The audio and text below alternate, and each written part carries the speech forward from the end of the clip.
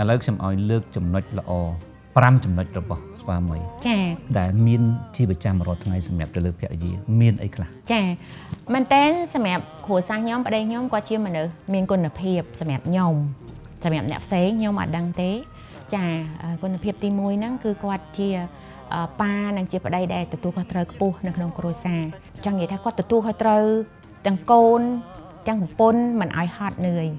គាត់រ៉ាប់រងខ្លួនឯងចាហើយគុណភាពទី2ហ្នឹងគាត់ជាមនុស្សមេគេហៅថាមេក្នុងការគិតអញ្ចឹងគាត់គំនិតគាត់មានគុណភាពត្រង់ថាគាត់សិលិចនៅអ្វីដែលខ្ញុំចង់ហ្នឹងតាមមួយណាអញ្ចឹងទៅចាហើយចំណុចទី3គាត់ជាមនុស្សដែលខ្ញុំគិតថាខ្ញុំអាចនៅចាស់ជាមួយគាត់អាយុ8ខ្ញុំមិនប្រាថ្នាដល់90ទេមិនដឹងយើងអាយុ90បានចិត្តជាង8បានគុណភាពមួយទៀតហ្នឹងគាត់អាចធ្វើជាកម្មករផងជួយទៅទីប្រឹក្សាខ្ញុំផងចាជាតកង់ឡានខ្ញុំផងចាជាប្តីខ្ញុំផងចាតកង់ឡានហ្នឹងបានទៅណាក៏ដោយគឺគាត់អានេះបានជាបើកជូនខ្ញុំគ្រប់កន្លែងទាំងអស់អាហ្នឹងគេហៅថាតកង់បេះដូងតកង់បេះដូងចាកម្មករហ្នឹងបានន័យថាប៉ាដាច់អំពូ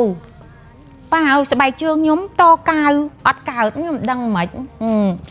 គាត់អាចទិញកាយទិញអីមកជួសជុលឲ្យយើងចឹងទៅកបោបអីបែកបាក់អីចឹងយើងអាចនេះព្រោះអ្នកខ្លះចរិតរបស់គាត់ប្រុសមិនមែនថាគាត់មិនចង់ធ្វើឲ្យអ្នកខ្លះគេអត់ត្រឡប់ធ្វើហើយគុណភាពមួយទៀតហ្នឹងគឺសម្រាប់គាត់ឲ្យតម្លៃខ្ញុំគាត់តែងតែនិយាយលើកខ្ញុំមែនតែនខ្ញុំរៀនបានតិចជាងគាត់ទេគាត់រៀនបានច្រើនជាងខ្ញុំប៉ុន្តែគំនិតគឺគាត់ផ្ដល់ឲ្យខ្ញុំច្រើនជាងគាត់ដោយសារខ្ញុំមិនមែនអ្នកបកកាយអ្នកឆ្លាតទេប៉ុន្តែខ្ញុំធ្វើអីចេះតែមានលទ្ធផលអញ្ចឹងគាត់គោរពការគិតរបស់ខ្ញុំច្រើនជាងចាអញ្ចឹងទេ